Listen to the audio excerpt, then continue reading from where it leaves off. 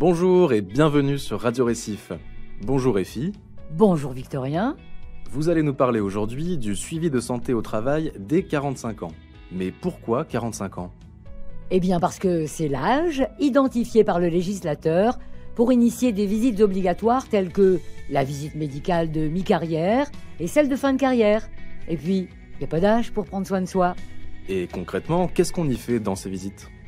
On établit un état des lieux et on évalue l'adéquation entre le poste de travail et l'état de santé du travailleur à date, en tenant compte des expositions à des facteurs de risque professionnel auxquels il a été soumis et en tenant compte aussi de son âge et de son état de santé. Dans cette visite de mi-carrière, on sensibilise donc le travailleur particulièrement sur la prévention des risques professionnels. Vous évoquiez également une visite de fin de carrière. À qui s'adresse-t-elle ? Elle s'adresse davantage aux salariés qui sont exposés à des risques particuliers pour leur santé ou leur sécurité.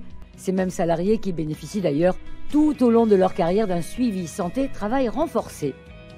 Et entre la visite de mi-carrière et de fin de carrière, qu'est-ce qui se passe ?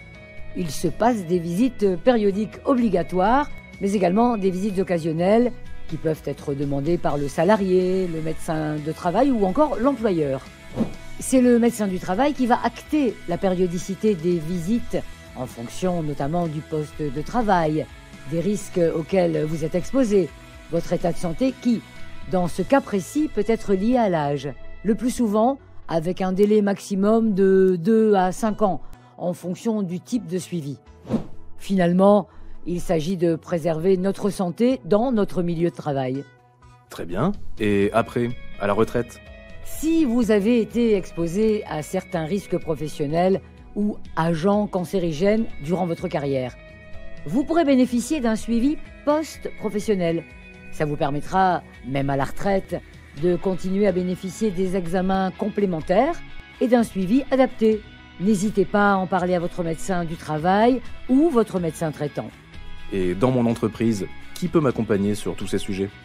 C'est l'assistant de service social ou l'infirmier de santé au travail qui pourront vous conseiller et faire le lien, justement, avec les acteurs de votre entreprise. Merci pour toutes ces informations, Effie. C'était Radio Récif. À très vite pour une nouvelle chronique.